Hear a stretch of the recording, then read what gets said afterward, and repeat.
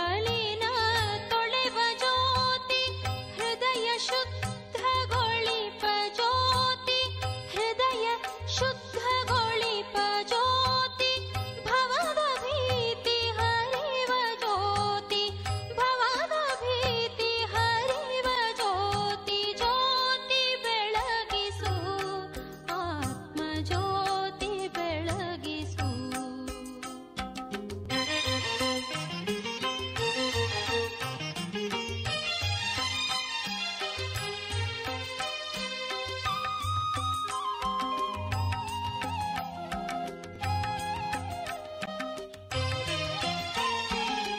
ಜ್ಞಾನವೆಂಬ ರತ್ನ ಜ್ಯೋತಿ ಅಜ್ಞಾನವ ತೊಡೆವ ಜ್ಯೋತಿ ಪಂಚವಿಕಾರ ಸುಡುವ ಜ್ಯೋತಿ ಆತ್ಮದೀಪ್ತಿಗೊಳಿಪ ಜ್ಯೋತಿ ಜ್ಯೋತಿ ಬೆಳಗಿಸು ಆತ್ಮ ಜ್ಯೋತಿ ಬೆಳಗಿಸು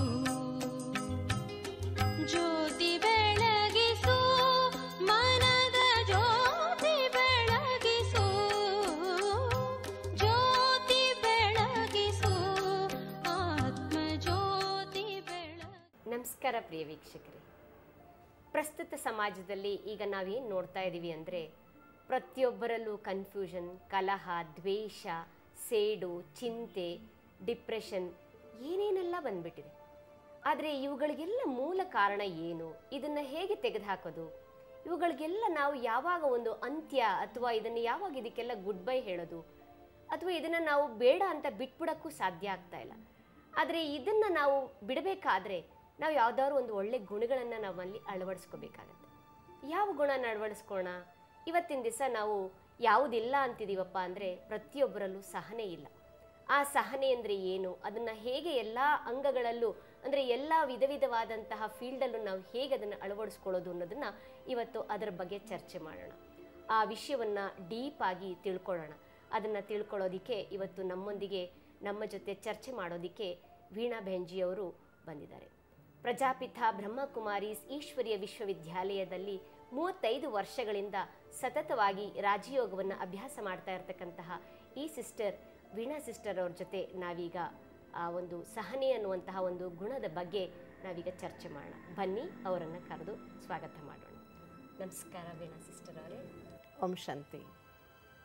ಈಗಿನ ಪ್ರಸ್ತುತ ಸಮಾಜದಲ್ಲಿ ನನಗನ್ಸುತ್ತೆ ಸಿಸ್ಟರ್, ಈ ಸಹನೆ ಎನ್ನುವಂಥದ್ದು ಎಲ್ಲೋ ಪ್ರತಿಯೊಬ್ಬರಿಗೂ ಬೇಕಾಗಿದೆ ಅನಿಸುತ್ತೆ. ಆದರೆ ಈ ಸಹನೆ ಎನ್ನುವಂಥದ್ದು ಅದರದ್ದು ಡೆಫಿನೇಷನ್ ಏನೋ ಗೊತ್ತು, ಸಹನೆ ಅಂದರೆ ಏನು ಅಂತ.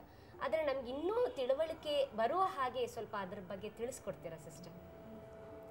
ಹಾಂ, ಇವತ್ತು ನೀವು ಹೇಳಿದ ಹಾಗೆ ವರ್ತಮಾನ ಜಗತ್ತಿನಲ್ಲಿ ಪ್ರತಿಯೊಬ್ಬ ಮನುಷ್ಯನೂ ಸಹ ತನ್ನ ಮೂಗಿನ ನೆರಕ್ಕೆ ಯೋಚನೆ ಮಾಡ್ತಾನೆ, ತಾನೇ ಸರಿ ಅಂತ ಅಂದ್ಕೊಳ್ತಾನೆ. ಆಗ ಪ್ರತಿಯೊಬ್ಬರು ಬೇರೆಯವ್ರು ಮಾಡಿದ್ದು ಅವನಿಗೆ ಸರಿಯಲ್ಲ ಅನಿಸುತ್ತೆ. ಪ್ರತಿಯೊಬ್ಬರಲ್ಲಿಯೂ ಸಹನೆ ಇಲ್ಲ ಅಂತ ನಾವು ಸಾರಾಸಗಟಾಗಿ ಹೇಳೋದಕ್ಕೆ ಬರಲ್ಲ. ಸಹನೆ ಎಲ್ಲರಲ್ಲೂ ಇದೆ. ಆದರೆ ಹೇಗಾಗಿದೆ ಅಂದರೆ ಸಹನೆ ಊಟಕ್ಕಿಲ್ಲದ ಉಪ್ಪಿನಕಾಯಿ ಹಾಗಾಗಿದೆ. ಅಂದರೆ ನಮಗೆ ಯಾವ ಹೊತ್ತಿಗೆ ಎಷ್ಟು ಸಹನೆ ಇರಬೇಕೋ, ಎಲ್ಲಿರಬೇಕೋ ಆ ಹೊತ್ತಿಗೆ ಅಷ್ಟು ಸಹನೆ ಇರೋದಿಲ್ಲ. ಪ್ರಮುಖವಾಗಿ ಈಗ ಪ್ರತಿಯೊಬ್ಬ ಮನುಷ್ಯನಿಗೆ ಮೊದಲು ಸಹನೆ ಬೇಕಾಗಿರೋದು ತನ್ನ ಮನೆ ಜನರ ಜೊತೆಗೆ, ಮನೆಯ ವ್ಯವಹಾರದಲ್ಲಿ. ಅಲ್ಲಿಯೇ ಸಹನೆ ಇಲ್ಲದೆ ಸಣ್ಣ ಪುಟ್ಟ ವಿಷಯಗಳಲ್ಲಿ ಘರ್ಷಣೆ ಮಾಡಿಕೊಂಡು ಒಬ್ಬರನ್ನೊಬ್ಬರು 63 ಇರುವುದಕ್ಕೆ ಬದಲಾಗಿ 36 ನಾವು ನೋಡ್ತಾ ಇದ್ದೇವೆ ಇವತ್ತಿನ ಸಮಾಜದಲ್ಲಿ. ಚಿಕ್ಕ ಮಕ್ಕಳಿಂದ ಹಿಡಿದು ನಾವು ಇವತ್ತು ಅಸಹನೆ ಹೆಚ್ಚಾಗಿರುವುದನ್ನು ಕಾಣ್ತಿದ್ದೇವೆ. ಹಾಗಾದರೆ ಅಸಹನೆ ಯಾಕೆ ಹೆಚ್ಚಿಗೆ ಆಗಿದೆ ಅನ್ನುವುದನ್ನು ಅನಲೈಸ್ ಮಾಡ್ತಾ ಹೋದರೆ ಪ್ರತಿಯೊಬ್ಬರು ತಮ್ಮದೇ ಆದ ಕಾರಣಗಳನ್ನು ಹೇಳ್ತಾರೆ. ನನಗೆ ಹೀಗೆ. ಮಕ್ಕಳು ಹೇಳ್ತಾರೆ, ನಮ್ಗೆ ಅಪ್ಪ ಅಮ್ಮ ಹೊಂದ್ಕೊಳ್ತಾ ಇಲ್ಲ, ಪರಿಸ್ಥಿತಿ ಆಗಿದೆ, ನಮ್ಮ ಮೇಲೆ ಹಾಗೆ ಒತ್ತಡ ಇದೆ, ಹೀಗೆ ಒತ್ತಡ ಇದೆ ಅಂತ 108 ಕಾರಣಗಳು. ಅದಕ್ಕೆ ನನಗನ್ಸುತ್ತೆ ನಾವಿವತ್ತು ಕಾರಣಗಳ ಕಡೆ ಹೆಚ್ಚಿಗೆ ತಲೆ ಕೆಡಿಸ್ಕೊಳ್ದೆ ಸಹನೆ ಅಂದರೆ ಏನು ಅನ್ನುವುದನ್ನು ಸ್ವಲ್ಪ ಚೆನ್ನಾಗಿ ತಿಳ್ಕೊಳ್ಳೋದು ಉತ್ತಮ. ಸಹನೆ ಮನುಷ್ಯ ಜೀವನದ ಶೃಂಗಾರ. ಶೃಂಗಾರ ಅಂದರೆ ಭಾರಿ ದೊಡ್ಡ ಅಲಂಕಾರ ಅಂತಲ್ಲ. ಹೇಗೆ ಒಂದು ಮನುಷ್ಯನ ಮುಖದಲ್ಲಿ ಒಂದು ಮುಗುಳ್ನಗೆ ಇಡೀ ಮುಖಕ್ಕೆ ಶೋಭೆಯನ್ನು ತಂದುಕೊಡುತ್ತೆ, ಆ ಮುಗುಳ್ನಗೆಗೋಸ್ಕರ ಯಾವುದೋ ವಿಶೇಷವಾದಂತಹ ಮೇಕಪ್ ಬೇಕಿಲ್ಲ ಅಥವಾ ಯಾವುದೇ ಆಭರಣಗಳನ್ನು ಹಾಕ್ಕೊಳ್ಬೇಕಾಗಿಲ್ಲ. ಹಾಗೆಯೇ ಮನುಷ್ಯ ಜೀವನಕ್ಕೆ ಅತ್ಯುತ್ತಮವಾದ ಶೃಂಗಾರ ಸಹನೆ. ಆದರೆ ಹೆಚ್ಚಿನ ಅಂಶ ನಾವು ಇವತ್ತೇನು ಕೇಳ್ತಿದ್ದೇವೆ ಅಂದರೆ ನಾನು ಸಹಿಸ್ಕೊಳ್ತಾ ಇದ್ದೀನಿ, ಎಷ್ಟು ಅಂತ ಸಹಿಸ್ಕೊಳ್ಳಿ ಅಂತ. ನೋಡಿ, ಸಹನೆಯ ಅರ್ಥವೇ ಬದಲಾಗೋಯ್ತು. ಇಲ್ಲಿ ಸಹಿಸ್ಕೊಳ್ಳಿ ಅಂದರೆ ಇದು ಹೊರಗಿನಿಂದ ಅನಿವಾರ್ಯವಾಗಿ ನಾನು ಮಾಡ್ತಾ ಇದ್ದೀನಿ ಅನ್ನುವಂತಹ ಅರ್ಥದಲ್ಲೇ ಹೇಳ್ತೇವೆ. ಖಂಡಿತವಾಗಿಯೂ ಅದು ನಾವಿಲ್ಲಿ ತಪ್ಪಾಗಿ ಅರ್ಥೈಸ್ಕೊಂಡಿದ್ದೇವೆ. ಸಹನೆ ನಮ್ಮ ಮೂಲ ಗುಣ. ನಾವು ಸಹನೆಯನ್ನು ಅನೇಕ ಮುಖಗಳಿಂದ ಅರ್ಥೈಸ್ಕೋಬೋದು. ಸಹನೆ ಮನುಷ್ಯನ ಜೀವನದ ಶೃಂಗಾರ, ಅದು ಅವನ ಗುಣ. ಸಹನೆ ಒಂದು ಶೀಲ, ಸಹನಶೀಲತೆ ಅಂತ ಹೇಳ್ತೀವಿ. ಸಹನೆ ಶೃಂಗಾರ, ಸಹನೆ ಮರ್ಯಾದೆ. ಸಭೆಯಲ್ಲಿ ಯಾರೋ ಏನೋ ಮಾತಾಡ್ತಿರ್ತಾರೆ, ಅವರು ತಪ್ಪಾಗಿಯೇ ಮಾತಾಡ್ತಿರ್ಬೋದು, ಆದರೂ ಸಭಿಕರು ಸುಮ್ಮನೆ ಕೂತ್ಕೊಂಡು ಕೇಳ್ತಿರ್ತಾರೆ. ಅದರ ಅರ್ಥ ಅವ್ರು ಹೇಳಿದ್ದೆಲ್ಲ ಸರಿ ಅಂತ ಅಥವಾ ಇವರು ಒಪ್ಕೊಂಡ್ಬಿಟ್ರು ಅಂತಲ್ಲ, ಆದರೆ ಅದು ಅಲ್ಲಿ ಸಭಾ ಮರ್ಯಾದೆ ಸಹನೆಯಾಗಿರುತ್ತೆ. ಹೀಗೆ ಸಹನೆ ಹಲವಾರು ಮುಖಗಳಲ್ಲಿ ಮನುಷ್ಯನ ಜೀವನದಲ್ಲಿ ಬಹಳ ಬಹಳ ಬಹಳ ಅವಶ್ಯಕವಾಗಿ ಕೆಲಸ ಮಾಡ್ತಾ ಇದೆ. ಇವತ್ತು ಸಹನೆ ಇಲ್ದಿರೋದ್ರಿಂದ ಏನಾಗ್ತಿದೆ ಅಂದರೆ, ಒಂದು ಕ್ಷಣದ ಅಸಹನೆಯಿಂದ, ಅದೇನೋ ನಾವು ಕೇಳ್ತೀವಲ್ಲ, ಯಾರಿಗೋ ತುಂಬ ಅಸಹನೆ ಆಯ್ತಂತೆ, ಪದೇ ಪದೇ ನೆಗಡಿ ಆಗುತ್ತೆ ಅಂತ ಮೂಗೆ ಕೊಯ್ಕೊಂಬಿಟ್ಟಿದ್ನ ಅಂತ ಅವನು. ಅದರಿಂದ ನೆಗಡಿ ಆಗುವುದು ಕಡಿಮೆ ಆಯಿತಾ, 10 ಜೊತೆಗೆ 11, ಇನ್ನೊಂದು ಸಮಸ್ಯೆ ಜಾಸ್ತಿ ಆಯಿತು, ಕೊಯ್ಕೊಂಡ್ರೆ ಮೂಗು ರಿಪೇರಿ ಮಾಡೋದು ಹೇಗೆ ಅಂತ. ಹಾಗೆ ಇದು ಸಹ. ಅದರಿಂದ ಸಹನೆ ಎನ್ನುವಂಥದ್ದು ಹೊರಗಿನಿಂದ ಬರುವುದಲ್ಲ, ಅದು ನಮ್ಮಲ್ಲೇ ಇದೆ. ಇದ್ದ ಸಹನೆಯನ್ನು ನಾವು ಅದಕ್ಕೆ ಸಮಯಾನುಸಾರ ಉಪಯೋಗಿಸ್ಕೊಳ್ಳುವುದನ್ನು ಕಲ್ತ್ಕೋಬೇಕಾಗಿದೆ. ಆಗ ಸಹನೆ ಮನುಷ್ಯ ಜೀವನಕ್ಕೆ ಉಪಯುಕ್ತವಾಗಿ ಮಾರ್ಪಡ್ತಿದೆ. ಇವತ್ತಿನ ಸಮಾಜದಲ್ಲಿ ನಾವು ನಮ್ಮ ಹೇಳುವ ವಿಧಾನವೇ ಏನು ಮಾಡೋದು, ನನಗೆ ನೀವು ಹೇಳಿದ ತಕ್ಷಣ ಏನಾದರೂ ಹೇಳ್ದಿದ್ರೆ ಆಗೋದಿಲ್ಲ, ಅದು ನನ್ನ ಸ್ವಭಾವಪ್ಪ, ನೀವು ಸ್ವಲ್ಪ ಅಡ್ಜಸ್ಟ್ ಮಾಡ್ಕೋಬೇಕು ಅಂದರೆ ನೆಗೆಟಿವಿಟಿಯನ್ನೇ ನಾವು ಸ್ವಭಾವ ಮಾಡಿಕೊಂಡು ಆ ಸಹನೆಯನ್ನು ಪಾಸಿಟಿವ್ ಆಗಿ ತಗೊಳ್ಳೋದಕ್ಕೆ ತಯಾರಿಲ್ಲದೆ ಇರೋದ್ರಿಂದ, ಮತ್ತು ಸಹನೆಯನ್ನು ಒಂದು ವೀಕ್ನೆಸ್ ಅಂತ ತಿಳ್ಕೊಂಡಿದ್ದೀವಿ ನಾವು. ಸುಮ್ಮನಿದ್ರೆ ಜನ ನಮ್ಮ ಮೇಲೆ ದಬ್ಬಾಳಿಕೆ ಮಾಡ್ತಾರೆ, ಅದಕ್ಕೆ ನಾವು ಸುಮ್ಮನಿರು ಕೂಡ್ದು ನಾವು ಅಪ್ಪುಸ್ ಮಾಡಬೇಕು ಅನ್ನುವಂತಹ ಮನಸ್ಥಿತಿಯನ್ನು ರೂಢಿಸ್ಕೊಂಡಿದ್ದೇವೆ. ಪ್ರತಿಯೊಂದನ್ನು ನಾವು ವಿರೋಧಿಸುವುದು. ಆದ್ದರಿಂದ ಇವತ್ತಿನ ಜೀವನದಲ್ಲಿ ಸಹನೆ ಇವತ್ತು ಎಲ್ಲರಲ್ಲೂ ಇದೆ. ಸಹನೆ ಹೇಗಿದೆ ಗೊತ್ತಾ, ಒಂದು ರೀತಿ ಪ್ರೆಷರ್ ಕುಕ್ಕರ್ ಹಾಗೆ. ನಾವೆಷ್ಟು ಅಂತ ಸಹನೆ ಮಾಡೋಣ, ನಾವು ಮನುಷ್ಯರಲ್ವಾ ಅಂತ ನಾವು ರಿಯಾಕ್ಟ್ ಮಾಡ್ತೇವೆ. ರಿಯಾಕ್ಟ್ ಮಾಡಿದಾಗ ನಮಗೆ ಇಲ್ಲಿ ಸ್ಪಷ್ಟವಾಗಿ ಕಾಣುವ ಅಂಶ ನೋಡಿ, ಈಗ ಒಲೆ ಮೇಲೆ ಪ್ರೆಷರ್ ಕುಕ್ಕರ್ ಇಟ್ಟರೆ ಒಂದು 10 ನಿಮಿಷ ಸುಮ್ಮನೆ ಇರುತ್ತೆ, ಅದು ಮಾತಾಡೋದಿಲ್ಲ. ಆಮೇಲೆ ಒಂದು ಸಲ ಅದು ಆವಾಜ್ ಕೊಡೋದಕ್ಕೆ ಶುರು ಮಾಡುತ್ತೆ, ಅದು ಆಮೇಲೆ ಸೀಟಿ ಹಾಕುತ್ತೆ, ವಿಸಿಲ್ ಹಾಕುತ್ತೆ. ವಿಸಿಲ್ ಆಯಿತು ಆಯಿತು ಆಯಿತು, ನೀವು ಅದಕ್ಕೆ ಉತ್ತರ ಕೊಡ್ದಿದ್ರೆ ಬರ್ಸ್ಟ್ ಆಗುತ್ತೆ. ಹಾಗೆ ನಾವು ಸಹ ಎಷ್ಟೊತ್ತು ನಾವು ಸುಮ್ಮನಿರೋಣ ಅಂದರೆ ನಮ್ಮ ಸಹನೆಯೂ ಒಂದು ಲಿಮಿಟೆಡ್ ಆಯಿತು. ನಮ್ಮ ಸಹನೆಯನ್ನು ನಾವು ಒಂದು ರೀತಿ ಪ್ರೆಷರ್ ಕುಕ್ಕರ್ ಹಾಗೆ, ಯಾರು ನಮ್ಮ ಮೇಲೆ ಪ್ರೆಷರ್ ಹಾಕಿದ್ದಾರೆ, ನಾವು ತಡ್ಕೊಂಡಿದ್ದೀವಿ, ಸಪ್ರೆಸ್ ಮಾಡಿದ್ದಾರೆ ಅನ್ನೋ ಅರ್ಥದಲ್ಲಿ ಏನು ಬಳಸ್ತಾ ಇದ್ದೀವಿ. ಈ ರೀತಿ ನಾವು ಮಾಡ್ತಿರೋದು ಸಹನೆ ಅಲ್ಲ, ಇದೊಂದು ರೀತಿ ನಮ್ಮ ಮನಸ್ಸನ್ನು ನಾವು ಒತ್ತಿಡ್ತಿದ್ದೀವಿ, ಹತ್ತಿಕ್ತಾ ಇದ್ದೀವಿ. ಅದರ ಪರಿಣಾಮ ಅನೇಕ ಕಾಯಿಲೆಗಳು, ಅನೇಕ ರೀತಿಯ ಸಮಸ್ಯೆಗಳು, ಅನೇಕ ರೀತಿಯ ಒಂದು ಒತ್ತಡವನ್ನು ನಾವು ಸಮಾಜದಲ್ಲಿ ಕಾಣ್ತಾ ಇದ್ದೀವಿ. ಹಾಗಾಗಿ ನಿಜ ಅರ್ಥದಲ್ಲಿ ಇವತ್ತು ಸಹನೆ ಕಾಣ್ತಾನೇ ಇಲ್ಲ, ನಮಗೆ ಕಾಣೋಕ್ಕೆ ಸಿಗ್ತಾ ಇಲ್ಲ. ಯಾಕೆಂದರೆ ಸಹನೆ ಅನ್ನುವುದು ನಿಜವಾದ ಸ್ವಭಾವ. ಆದರೆ ನಾವಿವತ್ತೇನು ಹೇಳ್ತಿದ್ದೀವಿ, ಇಲ್ಲ ಸಿಟ್ಟು ಮಾಡೋದು ನನ್ನ ಸ್ವಭಾವ ಅಂತ ನಾವೇನು ಹೇಳ್ತಿದ್ದೀವಿ, ತಪ್ಪಾಗಿ ನಮ್ಮನ್ನು ನಾವು ಅರ್ಥೈಸಿಕೊಂಡಿರೋದ್ರಿಂದ ನಮ್ಮ ತನವನ್ನು ನಾವು ಗುರುತಿಸ್ಕೊಳ್ಳೋಕ್ಕಾಗದೆ ಈ ಸಹನೆ ಅನ್ನುವುದು ಕಳೆದು ಹೋಗ್ತಾ ಇದೆ ಇವತ್ತು ಸಮಾಜದಲ್ಲಿ. ಅದರ ಪರಿಣಾಮ ಸಣ್ಣ ಸಣ್ಣ ವಿಷಯಕ್ಕೆ ತಂದೆ ಮಕ್ಕಳಲ್ಲಿ ಮನಸ್ತಾಪಗಳು, ಡೈವೋರ್ಸ್ಗಳು, ಸಣ್ಣ ಸಣ್ಣ ವಿಷಯಕ್ಕೆ ಹೊಡೆದಾಟಗಳು, ಸಣ್ಣ ಸಣ್ಣ ವಿಷಯಕ್ಕೆ ವಿದ್ಯಾರ್ಥಿ ಪ್ರೊಫೆಸರ್ಗಳ ಮೇಲೆ ಕೈ ಮಾಡುವಂಥದ್ದು. ಇದಕ್ಕೆಲ್ಲ ಕಾರಣ ನಮ್ಮಲ್ಲಿ ಸಹನೆ ನಿಜವಾದ ಅರ್ಥದಲ್ಲಿ ಇಲ್ಲದೇ ಇರುವಂಥದ್ದು. ಹಾಗಾದರೆ ಸಿಸ್ಟರ್, ನೀವು ಹೇಳೋದು ಸಹನೆ ಎನ್ನುವಂಥದ್ದು ಎಲ್ಲರಲ್ಲೂ ಇದೆ, ಆದರೆ ಯಾವಾಗ ಎಷ್ಟು ಉಪಯೋಗಿಸ್ಬೇಕು ಅನ್ನೋದು ಅವರಿಗೆ ಗೊತ್ತಾಗ್ತಾ ಇಲ್ಲ ಅಂತ. ಮತ್ತು ಇನ್ನೊಂದು ಹೇಳಿದ್ರೆ ಈ ಪ್ರೆಷರ್ ಕುಕ್ಕರ್ ಥರ ಅಂತ, ನಾವು ಅದನ್ನು ಏನಾದರೂ ಹೇಳಿದ್ರೆ ಬೇರೆಯವ್ರು ಏನು ಹೇಳ್ತಾರೆ ಅಂದರೆ, ನಮ್ಗೆ ಅವ್ರು ಆ ರೀತಿ ಮಾಡಿದ್ರು ಅದಕ್ಕೋಸ್ಕರ ನಾನು ಸಹನೆ ಮಾಡ್ಕೊಳಕ್ಕಾಗಲಿಲ್ಲ, ಇಲ್ಲ ನಾನೊಬ್ಬಳೇ ಸಹಿಸ್ಕೊಂಡು ಹೋಗ್ಬೇಕಾ, ನಾನೊಬ್ಬನೇನ ಸಿಕ್ಕಿರೋದು ಇವರಿಗೆ, ಈ ರೀತಿ ಎಲ್ಲ ತಮ್ಮನ್ನು ತಾವು ಒಂಥರ ಬಹಳ ಬೇಜಾರು ಮಾಡ್ಕೊಳ್ತಾರೆ. ನಾವು ಹೇಳಿದ್ರೆ ಇಲ್ಲ ಸಹನೆ ನಿಮ್ಮದು ಒಳ್ಳೆ ಗುಣ ಅಂದಾಗ, ಇಲ್ಲ ಇಲ್ಲ ನಾವು ಎಷ್ಟು ಜನ್ಮ ಜನ್ಮಾಂತರನೇ ಇವ್ರ ಥರನೇ ಇದ್ರ ಜೊತೆಲೇ ಇರಬೇಕಾ, ಹೀಗೆ ಇರಬೇಕಾ ಅಂತ ಅವರು ಬಹಳ ಪ್ರಶ್ನೆಗಳನ್ನು ಮಾಡ್ತಾರೆ. ಅಥವಾ ಅದನ್ನು ಅವರು ಅದು ನನಗೆ ವೆಪನ್ ಥರ ಯೂಸ್ ಮಾಡಿ ಸಹನೆ ಅನ್ನೋದನ್ನು ಅಂದರೆ, ಇಲ್ಲ ಅದನ್ನು ನನಗೆ ದಡ್ಡ ಶಿಖಾಮಣಿ ಅಂದ್ಕೊಂಡ್ಬಿಡ್ತಾರೆ, ಇಲ್ಲ ಇವಳು ಯಾವಾಗಲೂ ಹೀಗೆ ಇರ್ತಾಳೆ ಅಂದ್ಕೊಂಡ್ಬಿಡ್ತಾರೆ. ಅಥವಾ ಇವಳಿಗೇನು ಅರ್ಥವಾಗಲ್ಲನೋ ಅನ್ನೋ ಥರ ಅಂದ್ಕೊಂಡ್ಬಿಡ್ತಾರೆ ಅಂತೆಲ್ಲ ಕ್ವಶನ್ ಕೇಳ್ತಾರೆ. ಆದರೆ ಈ ಸಹನೆ ಅನ್ನೋದು ಅವರಿಗೆ ಅಂದರೆ ಯಾವಾಗ ಅದನ್ನು ಉಪಯೋಗಿಸ್ಬೇಕು, ಯಾವಾಗ ಏನು ಮಾಡಿದ್ದಾರೆ ಅಂದರೆ ಇವಾಗ ಸಮಾನ ಅಂದರೆ ಎದುರಿಸೋ ಶಕ್ತಿ ಮತ್ತು ಅಥವಾ ಸಹನೆ ಅನ್ನೋದನ್ನು ಕನ್ಫ್ಯೂಸ್ ಮಾಡ್ಕೊಂಡ್ಬಿಟ್ಟಿದ್ದಾರೆ. ಸೊ ಅದನ್ನು ಸ್ವಲ್ಪ ಕ್ಲಿಯರ್ ಆಗಿ ಹೇಳಿದ್ರೆ ವೀಕ್ಷಕರು ಅರ್ಥ ಮಾಡ್ಕೋಬೋದು ಅನ್ಸುತ್ತೆ ಸಿಸ್ಟರ್. ಹಾಂ, ಅವಶ್ಯವಾಗಿ ಈ ಸಹನೆಯ ಬಗ್ಗೆ ಕಾನ್ಸೆಪ್ಟ್ ಏನಿದೆ ನಮ್ಮ ತಲೆಯಲ್ಲಿ, ಸಹನೆ ಮಾಡ್ಕೊಳ್ಳೋದ್ರಿಂದ ನಮ್ಮನ್ನು ಸಮಾಜ ಮಿಸ್ಯೂಸ್ ಮಾಡ್ಕೊಳ್ಳುತ್ತೆ ಅಥವಾ ಸಹನೆ ಮಾಡ್ಕೊಳ್ಳೋದ್ರಿಂದ ನನ್ನ ಮೇಲೆ ದಬ್ಬಾಳಿಕೆ ಆಗುತ್ತೆ, ಬಗ್ಗಿದವನಿಗೆ ಗುದ್ದು ಜಾಸ್ತಿ, ಈ ರೀತಿಯಾಗಿ ನಾವೇನು ಅರ್ಥ ಮಾಡ್ಕೊಳ್ತಿದ್ದೇವೆ. ಖಂಡಿತವಾಗಿಯೂ ನಾವಿಲ್ಲಿ ತಿಳಿದ ಹಾಗೆ ಸಹನೆ ಅನ್ನುವುದು ನಾವೊಂದು ಏನು ಪುಟ್ಟ ದೃಷ್ಟಾಂತವನ್ನು ಕಾಣ್ತೇವೆ. ಒಂದು ಹಾವು, ಆ ಹಾವಿಗೊಬ್ಬ ಸಾಧು ಹೇಳ್ದ ನೀನು ಯಾರಿಗೂ ಕಚ್ಚಬಾರ್ದು ಅಂತ. ಆ ಹಾವಿನ ಹತ್ರ ಪ್ರಾಮಿಸ್ ತೊಗೊಂಡು ಹೋದ. ವಾಪಸ್ ಬರುವಾಗ ನೋಡ್ತಾನೆ ಆ ಹಾವು ಸಂಪೂರ್ಣ ಪಾಪ ಮೈಯೆಲ್ಲ ಹುಣ್ಣಾಗಿ ಎದ್ದೇಳಕ್ಕಾಗದೆ ಬಿದ್ದುಕೊಂಡಿತ್ತು. ಯಾಕೆ ಹೀಗಾಗಿದೆಯಾ ಅಂತ ಕೇಳಿದ್ರೆ ನೀನು ಹೇಳಿದೆಯಲ್ಲ ಯಾರಿಗೂ ಕಚ್ಚಬಾರ್ದು ಅಂತ, ಅದಕ್ಕೆ ನಾನು ಯಾರಿಗೂ ಕಚ್ಚಲಿಲ್ಲ. ನಾನು ಕಚ್ಚಲ್ಲ ಅಂತ ಗೊತ್ತಾದ ತಕ್ಷಣ ಮಕ್ಕಳು ಎಲ್ಲರೂ ಸೇರಿ ನನಗೆ ಕಲ್ಲು ಹೊಡೆಯೋಕ್ಕೆ ಶುರು ಮಾಡಿದರು. ಪರಿಣಾಮ ನಾನು ಹೀಗಾಗಿದ್ದೇನೆ ಅಂತ. ನಿನ್ನ ಉಪದೇಶದಿಂದ ನನಗೆ ನಷ್ಟ ಆಯಿತು ಅಂತ ಹಾವು ಹೇಳ್ತು. ಆಗ ಸಾಧು ಹೇಳ್ದ, ನೀನು ಕಚ್ಚಬೇಡ ಅಂತ ಹೇಳಿದ್ದೆ, ಬುಸುಗುಡ್ಬೇಡ ಅಂತ ಹೇಳಿರಲಿಲ್ಲ ನಾನು ನಿನಗೆ ಅಂತ. ಇಂತಹ ಒಂದು ಪುಟ್ಟ ದೃಷ್ಟಾಂತ ನಮಗೇನನ್ನು ಕಲಿಸ್ತದೆ ಜೀವನದಲ್ಲಿ ಅಂದರೆ, ಸಹನೆ ಅಂದರೆ ನಮ್ಮನ್ನು ನಾವು ಪ್ರೊಟೆಕ್ಟ್ ಮಾಡ್ಕೊಳ್ಳೋದೇ ಇರುವುದು ಅಂತ ಖಂಡಿತವಾಗಿಯೂ ಅಲ್ಲ. ಸಹಿಸ್ಕೊಳ್ಳುವುದು ಅಂದರೆ ಎದುರಿನವನು ತಪ್ಪು ಮಾಡ್ತಾ ಇದ್ರು ನಾನು ಸುಮ್ಮನೆ ಇರಬೇಕು, ಅವನು ಹೇಳಿದ್ದಕ್ಕೆಲ್ಲ ಸುಮ್ಮನೆ ತಲೆಬಾಗಿ ಕೊಲೆ ಬಸವನ ಹಾಗೆ ತಲೆ ಅಲ್ಲಾಡಿಸ್ಬೇಕು ಅಂತ ಖಂಡಿತವಾಗಿಯೂ ಅಲ್ಲ.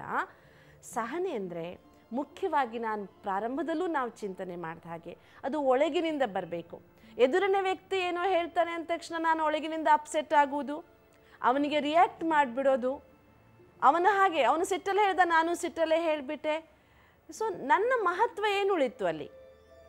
ಸಹಿಸಿಕೊಳ್ಳುವುದು ಅಂದರೆ ನೋಡಿ ಇಲ್ಲಿ ಬಹಳ ಇಂಪಾರ್ಟೆಂಟ್. ಅಂದರೆ ನನ್ನದು ತಪ್ಪಿಲ್ಲದೆ ಯಾರಾದರೂ ಹೇಳ್ತಾ ಇದ್ದರೆ ನಾನು ಅದನ್ನು ಇಗ್ನೋರ್ ಮಾಡ್ತೇನೆ, ಯಾಕೆಂದರೆ ನನ್ನ ತಪ್ಪಿಲ್ಲ, ನಾನು ಒಳಗಿನಿಂದ ಡಿಸ್ಟರ್ಬ್ ಆಗೋದಿಲ್ಲ. ನನ್ನ ತಪ್ಪಿದ್ದು ಯಾರಾದರೂ ನನಗೆ ಹೇಳ್ತಾ ಇದ್ದರೆ ನಾನು ಅದನ್ನು ಕರೆಕ್ಟ್ ಮಾಡ್ಕೊಳ್ತೇನೆ, ನಾನು ಮತ್ತೆ ಮುಂದಿನ ಸಲ ಸುಧಾರಿಸ್ಕೊಳ್ತೇನೆ. ಎರಡೂ ಸಂಗತಿಗಳಲ್ಲಿ, ಎರಡೂ ಸನ್ನಿವೇಶಗಳಲ್ಲಿ ನನ್ನನ್ನು ನಾನು ಡಿಸ್ಟರ್ಬ್ ಮಾಡಿಕೊಳ್ಳುವ ಅವಶ್ಯಕತೆ ಇಲ್ಲಿ ಕಾಣೋದಿಲ್ಲ, ಅಗತ್ಯವೂ ಇಲ್ಲ. ಇಲ್ಲಿ ಮುಖ್ಯವಾಗಿ ಏನು ಅಂದರೆ ಒಳಗಿನಿಂದ ನಮ್ಮ ಒಳಗಡೆ ಒಂದೇನು ವಿಚಾರ ಇರುತ್ತೆ, ಆ ವಿಚಾರ ನಾನೇ ಎಷ್ಟು ಸಹಿಸ್ಕೋಬೇಕು ಅನ್ನುವ ವಿಚಾರ ಎದುರಿನವನು ಮಾತಾಡಿದ ತಕ್ಷಣ ನಾನು ಯಾಕೆ ಸಹಿಸ್ಕೊಳ್ಬೇಕು ಅಂತ ನಾವು ಅವನ ಮೇಲೆ ಬರಸ್ಪಡ್ತೇವೆ. ನಾವು ಪೂರ್ತಿ ಇದ್ದಿದ್ದೆಲ್ಲ ಒಬ್ಬನ ಮೇಲೆ ಸುರಿದು ಬಿಡ್ತೇವೆ. ಹಾಗಾಗುವುದಲ್ಲ. ಯಾಕೆ ಹೀಗಾಗ್ತಿದೆ ಅಂದರೆ ನೋಡಿ, ಎಲ್ಲಿ ನಾವು ಮಾತಾಡಬೇಕು ಅಲ್ಲಿ ಮಾತಾಡೋದಿಲ್ಲ, ಎಲ್ಲಿ ಅಗತ್ಯ ಇಲ್ವೋ ಅಲ್ಲಿ ತಿರುಗಿ ಬೀಳ್ತೇವೆ. ಯಾಕೆಂದರೆ ಎಲ್ಲಿ ಮಾತಾಡಬೇಕು ಅಲ್ಲಿ ಮಾತಾಡುವುದಕ್ಕೆ ನಮ್ಮೊಳಗಡೆ ಧೈರ್ಯ ಇರೋದಿಲ್ಲ, ಎಲ್ಲಿ ಅಗತ್ಯ ಇದೆಯೋ ಅಲ್ಲಿ ಸಹನೆ ಮಾಡ್ಕೊಳ್ಳೋದಕ್ಕೆ ನಮ್ಮ ಹತ್ರ ಆಗೋದಿಲ್ಲ. ಅಂದರೆ ಎರಡೂ ಕಡೆ ಆ ಸಮಯದಲ್ಲಿ ಪ್ರೆಸೆನ್ಸ್ನಲ್ಲಿ ನಮ್ಮ ವಾಸ್ತವಿಕ ಸ್ವರೂಪವನ್ನು ನಾವು ಮೇಂಟೈನ್ ಮಾಡೋಕ್ಕೆ ಆಗ್ತಾ ಇಲ್ಲದೆ ಇರೋದು. ಎಸ್ಪೆಷಲಿ ಇದು ಎಲ್ಲಿ ಕಾಣ ಸಿಗ್ತದೆ ಅಂದರೆ, ನಾವು ಸ್ವಲ್ಪ ಸಹನೆಯ ಬಗ್ಗೆ ಗಮನ ಹರಿಸಿದಾಗ ಒಬ್ಬ ತಾಯಿ ಒಂದು ಮಗುವನ್ನು ಈ ಜಗತ್ತಿಗೆ ತರುವಾಗ ಎಷ್ಟು ಸಹನೆ ಮಾಡ್ತಾಳೆ. ಈ ಕರ್ಮ ನನಗೆ ಅಂತ ಆಕೆ ಕೂತ್ಕೊಂಡ್ರೆ, ನನಗೆ ಈ ಕರ್ಮವೇ ಬೇಡ ಅಂದ್ಕೊಂಡ್ರೆ ಆಗ ಈ ಸಮಾಜದ ಕಂಟಿನ್ಯೂಟಿಯೇ ಇಲ್ಲದ ಹಾಗೆ ನಿಂತೋಗುತ್ತೆ ಈ ಸಮಾಜ. ಒಂದಿನ ಊಹಿಸೋಕ್ಕೂ ಸಾಧ್ಯವಿಲ್ಲ ನಾವು ಅದನ್ನು. ಹಾಗಂತ ತಾಯಿ ಇದು ನನ್ನ ಕರ್ಮ ಅಂತ ಅಂದ್ಕೊಳ್ದೆ ಮಗು ಈ ಜಗತ್ತಿಗೆ ಬಂದ ತಕ್ಷಣ ಆ ಮಗುವಿನ ನಗುವಿನಲ್ಲಿ ತನ್ನೆಲ್ಲ ನೋವುಗಳನ್ನು ಮರೆತು ಬಿಡ್ತಾಳೆ. ಆ ಮಗುವಿಗೆ ಪ್ರತಿದಿನ ಆ ತಾಯಿ ಏನಾದರೂ ಕುಗ್ತಾ ಇದ್ರೆ ನಿನಗೋಸ್ಕರ ನಾನು ಎಷ್ಟು ಸಹನೆ ಮಾಡಿದೆ ಗೊತ್ತಾ ಅಂತ ಪರಿಸ್ಥಿತಿ ಏನಾಗ್ಬೋದು ಹೇಳಿ ನೋಡೋಣ. ನಮ್ಮ ತಾಯಂದ್ರೆಲ್ಲ ಆ ರೀತಿ ಮಾಡಿದ್ದಿದ್ರೆ ನಾವು ನಮ್ಮ ತಾಯಂದ್ರ ಬಗ್ಗೆ ಪ್ರೀತಿ ಇರಲಿ, ತಿರುಗಿ ನೋಡುವುದಕ್ಕೂ ತಿರಸ್ಕಾರ ಪಡ್ತಿದ್ವಿ. ಯಾವ ತಾಯಿನೂ ಹಾಗೆ ಮಾಡಲಿಲ್ಲ. ಆಕೆ ಅದನ್ನು ತನ್ನ ಕರ್ತವ್ಯ ಅಂದ್ಕೊಂಡ್ಳು, ಆಕೆ ಅದನ್ನು ತನ್ನ ಮಹಾನತೆ ಅಂದ್ಕೊಂಡ್ಳು, ಮಾತೃತ್ವ ನನಗೆ ದೇವರು ಕೊಟ್ಟಂತಹ ಕಾಣಿಕೆ ಅಂದ್ಕೊಂಡ್ಳು. ಈ ಪಾಸಿಟಿವ್ ಥಿಂಕಿಂಗ್ ಆಕೆಯಲ್ಲಿ ಅಷ್ಟು ಜಗತ್ತಿನಲ್ಲಿ ಎಲ್ಲ ನೋವುಗಳಿಗಿಂತ ಹೆಚ್ಚಿನ ನೋವನ್ನು ಸಹಿಸಿಕೊಳ್ಳುವಂಥ ಶಕ್ತಿಯನ್ನು ಆ ಒಂದು ಆಕೆಯ ಅಟಿಟ್ಯೂಡ್ ಏನಿದೆ ಅದು ಕೊಡ್ತು ಆಕೆಗೆ. ಹಾಗೆ ಸಹನೆ ಅನ್ನುವುದು ನಾವಿಲ್ಲಿ ಯೋಚನೆ ಮಾಡಬೇಕಾಗಿರೋದು, ಸಹನೆ ಅನ್ನೋದು ಕಷ್ಟ ಅಲ್ಲ, ಸಹನೆ ಅನ್ನೋದು ಒತ್ತಡ ಅಲ್ಲ.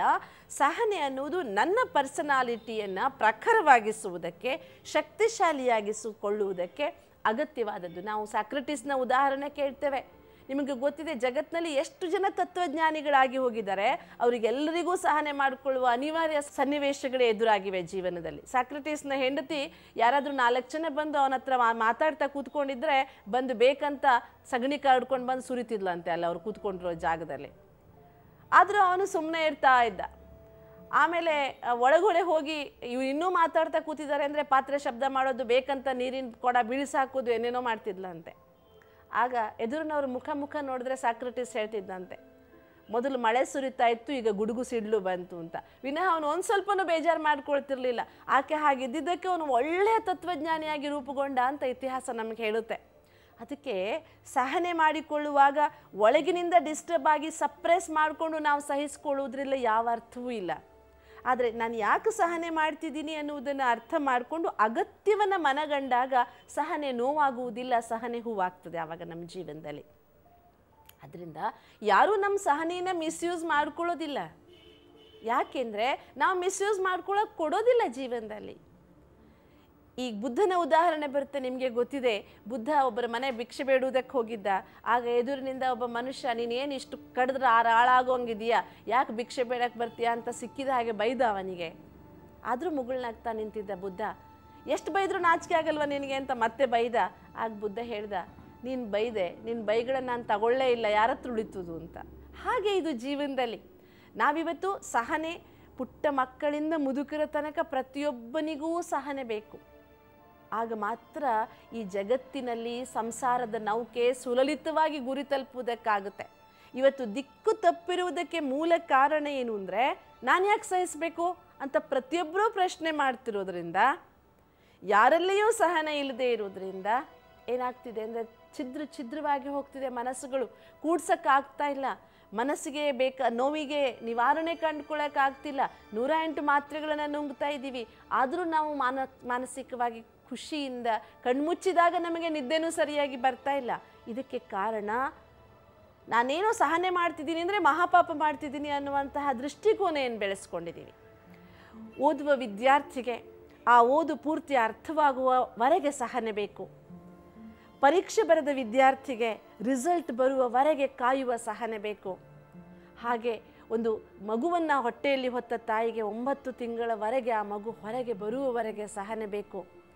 ಹಾಗೆ ಮಕ್ಕಳು ತಂದೆ ತಾಯಿಗೆ ವಯಸ್ಸಾದಾಗ ಆ ವೃದ್ಧಾಪ್ಯವನ್ನು ತಂದೆ ತಾಯಿ ಸುಲಲಿತವಾಗಿ ಕಳೆಯುವಂತೆ ಅವರ ಜೊತೆಗೆ ವರ್ತನೆಯಲ್ಲಿ ಮಕ್ಕಳಿಗೆ ಸಹನೆ ಬೇಕು.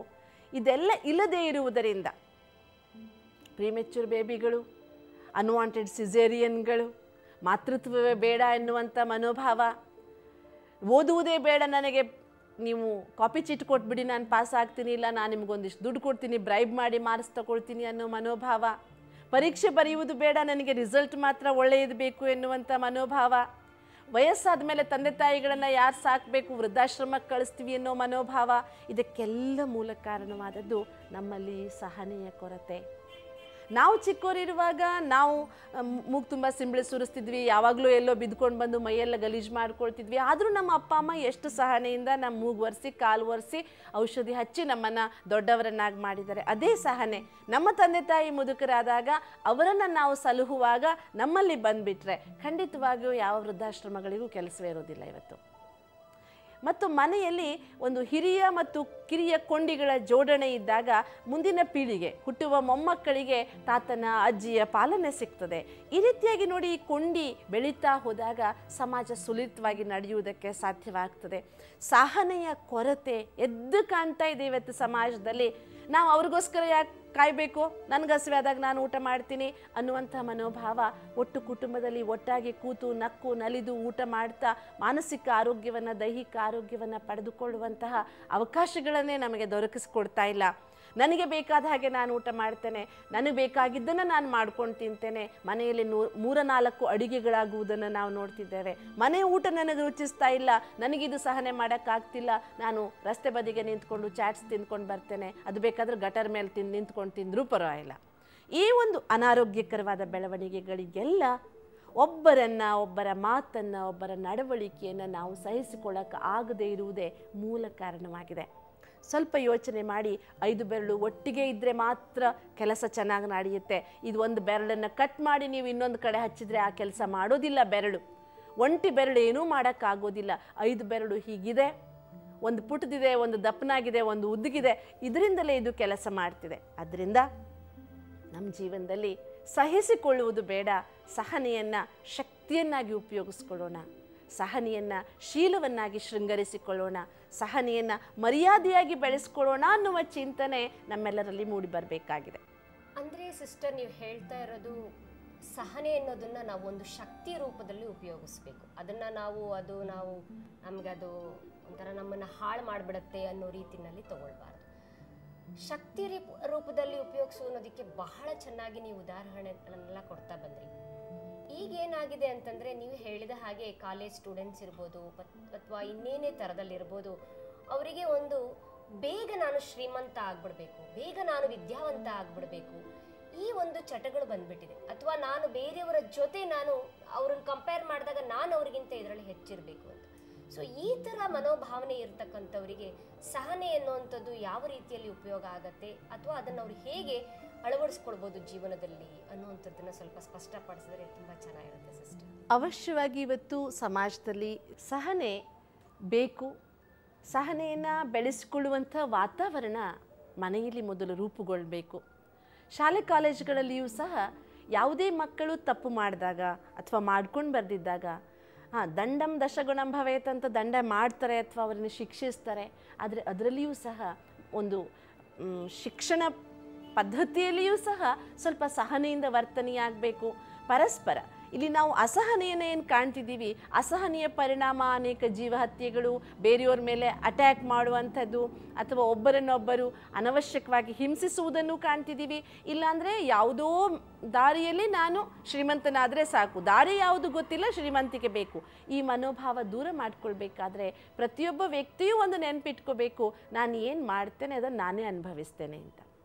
ಇದು ಅರ್ಥವಾದಾಗ ಅವನ ಜೀವನದ ಚಿಂತನೆಯ ಧಾಟಿ ಬದಲಾಗ್ತದೆ.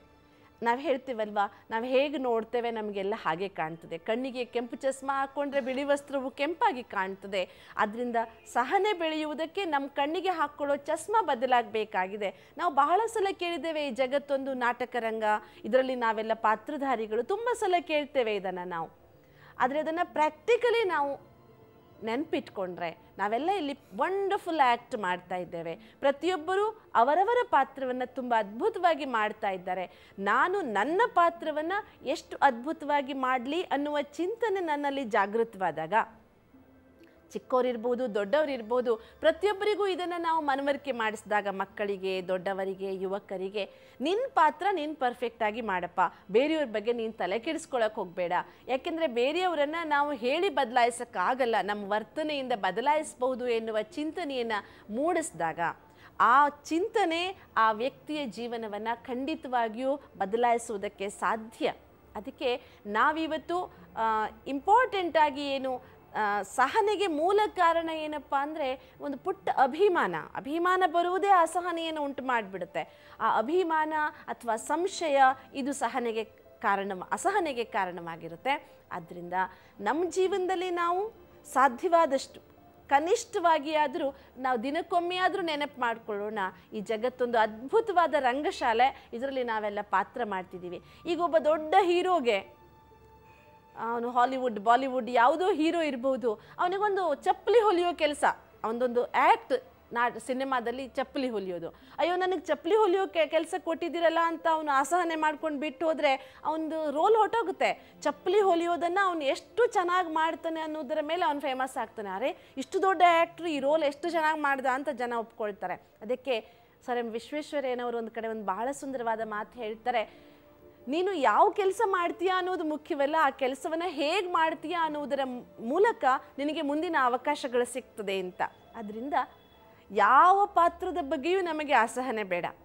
ನಾನು ಬಡವ ಇರಲಿ, ಶ್ರೀಮಂತ ಇರಲಿ, ದಡ್ಡ ಇರಲಿ, ಮೂರ್ಖ ಇರಲಿ ಅಥವಾ ಬುದ್ಧಿವಂತ ಇರಲಿ, ನನ್ನ ಪಾತ್ರವನ್ನು ನಾನು ಚೆನ್ನಾಗಿ ಮಾಡ್ತೇನೆ, ಇನ್ನಷ್ಟು ನನ್ನ ಪಾತ್ರವನ್ನು ನಾನು ಉತ್ತಮಗೊಳಿಸ್ಕೊಳ್ತೇನೆ ಅನ್ನುವ ಮನೋಭಾವ. ಸ್ವಲ್ಪ ಆಧ್ಯಾತ್ಮಿಕವಾಗಿ ಯೋಚನೆ ಮಾಡಿದ್ರೆ ನಾನೊಂದು ಆತ್ಮ ಪಾತ್ರಧಾರಿ ಎನ್ನುವ ಮನೋಭಾವ ನಮ್ಮಲ್ಲಿ ದಿನಕ್ಕೆ 4-6 ಸಲ ಬರ್ತಾ ಹೋದರೆ ಸಹನೆ ಹೆಚ್ಚುತ್ತದೆ, ಸಹನೆ ಬೆಳೀತದೆ. ಇದರಿಂದ ಏನು ಲಾಭ ಆಗುತ್ತೆ ಅಂದರೆ, ಎದುರಿನವರನ್ನು ನಾವು ರೈವಲ್ಸ್ ಆಗಿ ದ್ವೇಷದಿಂದ ನೋಡುವಂಥ ಮನೋಭಾವ ನಮ್ಮಲ್ಲಿ ಕಡಿಮೆ ಆಗ್ತಾ ಹೋಗ್ತದೆ. ಆಗ ಸಮಾಜದಲ್ಲಿ ನಮ್ಮಲ್ಲಿ ಸಹನೆ ಬೆಳೆದಾಗ ನೋಡಿ, ಸಹಜವಾಗಿಯೇ ಸಮಾಜದಲ್ಲಿ 10 ಜನ ಸಹನೆಯಿಂದ ಇದ್ದಾಗ, ನಾವು ಯಾವಾಗಲೂ ಹೇಳ್ತೀವಲ್ವ, ಇವತ್ತು ನಿನಗೆ ಬೈಬೇಕು ಅನಿಸಿದ್ರೆ ನಾಳೆ ಬೈ ಅಂತ. ಅಂದರೆ ಸ್ವಲ್ಪ ಸಹಿಸ್ಕೊ, ನಾಳೆ ಬೈಬೇಕು ಅಂತಲೇ ಅನಿಸಲ್ಲ, ಅಲ್ಲಿಗೆ ಘರ್ಷಣೆ ತಪ್ಪು ಹೋಗುತ್ತೆ ಅಂತ. ಈ ರೀತಿಯಾಗಿ ನಮ್ಮನ್ನು ನಾವು ತಿದ್ಕೊಳ್ತಾ ಬರಬೇಕು, ನಮಗೆ ನಾವೇ ಮಾಸ್ಟರ್ ಆಗಬೇಕು. ಆ ಮೂಲಕ ನಾವು ಸಹನೆಯನ್ನು ಹೆಚ್ಚಿಸ್ಕೊಳ್ಬೋದು. ಹೇಳಿದ್ರಲ್ವಾ ಪ್ರಿಯ ವೀಕ್ಷಕರೇ, ಸಹನೆ ಅನ್ನುವಂಥದ್ದು ಒಂದು ವೀಕ್ನೆಸ್ ಅಲ್ಲ, ಅದೊಂದು ಶಕ್ತಿ, ಅದೊಂದು ಶೀಲ, ಅದೊಂದು ಗುಣ ಅಂತ ಎಷ್ಟು ಅದ್ಭುತವಾಗಿ ವೀಣಾ ಸಿಸ್ಟರ್ ಅವರು ನಮಗೆ ತಿಳಿಸ್ಕೊಟ್ರು. ಮತ್ತು ಇನ್ನೊಂದು ಪಾಯಿಂಟನ್ನು ದಿನನಿತ್ಯ ನೀವು ಪ್ರಾಕ್ಟೀಸ್ ಮಾಡಿ ಅಥವಾ ಅಂದ್ಕೊಳ್ತಾ ಇರಿ ಅನ್ನೋದನ್ನು ಕೂಡ ಅವರು ನಮಗೆ ರಿಮೈಂಡ್ ಮಾಡಿದ್ರು. ನಾಟಕ ರಂಗ ಇದು ಒಂದು ಪ್ರಪಂಚ, ಇದರಲ್ಲಿ ನಾನು ಆತ್ಮ ಶರೀರವನ್ನು ಧಾರಣೆ ಮಾಡಿ ಪಾತ್ರ ಮಾಡ್ತಾ ಇದ್ದೀನಿ ಅಂತ. ಇದಿಷ್ಟೇ ಅಂದ್ಕೊಂಡ್ರೂ ಕೂಡ ಸಾಕು. ಸಹನೆ ಬೇರೆಯವರು ಏನೇ ಪಾತ್ರ ಮಾಡ್ತಾ ಇದ್ರು ಕೂಡ ನಾವು ಅದನ್ನು ಚೆನ್ನಾಗಿ ಅದನ್ನು ಪರವಾಗಿಲ್ಲ ಎಷ್ಟು ಚೆನ್ನಾಗಿದೆ ಅಂತ ನಾವು ಅಪ್ರಿಷಿಯೇಟ್ ಮಾಡ್ಬೋದು ಅನ್ನೋದನ್ನು ಬಹಳ ಸ್ಪಷ್ಟಪಡಿಸಿದ್ದಾರೆ. ತಮಗೂ ಎಲ್ಲ ಇವಾಗ ಸಹನೆ ಅನ್ನೋದು ಶಕ್ತಿ ಅಂತ ಈ ಒಂದು ಎಪಿಸೋಡಿಂದ ಅರಿವಾಗಿರ್ಬೋದು. ಮತ್ತೆ ಮುಂಬರುವ ಸರಣಿಯಲ್ಲಿ ಇನ್ನೂ ಬೇರೆ ಬೇರೆ ಗುಣಗಳ ಬಗ್ಗೆ ಮಾತಾಡ್ತಾ ಹೋಗೋಣ. ಸಿಸ್ಟರ್ ಇನ್ನೂ ಅದ್ಭುತವಾಗಿ ನಮಗೆ ತಿಳಿಸ್ತಾ ಹೋಗ್ತಾರೆ. ತಮಗೆಲ್ಲರಿಗೂ ಅನಂತ ಅನಂತ ಧನ್ಯವಾದಗಳು. ಹಾಗೂ ಸಿಸ್ಟರ್ ವೀಣಾ ಅವ್ರಿಗೂ ಕೂಡ ಅನಂತ ಅನಂತ ಧನ್ಯವಾದಗಳನ್ನು ತಿಳಿಸ್ತೀನಿ. ನಮಸ್ಕಾರ ಸಿಸ್ಟರ್.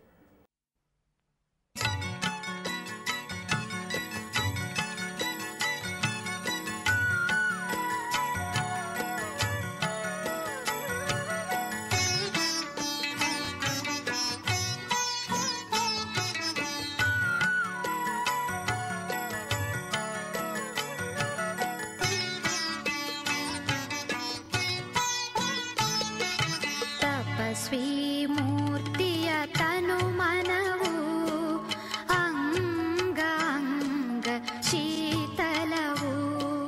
ತಪಸ್ವಿ ಮೂರ್ತಿಯ ತನು ಮನವು ಅಂಗ ಅಂಗ ಶೀತಲವು.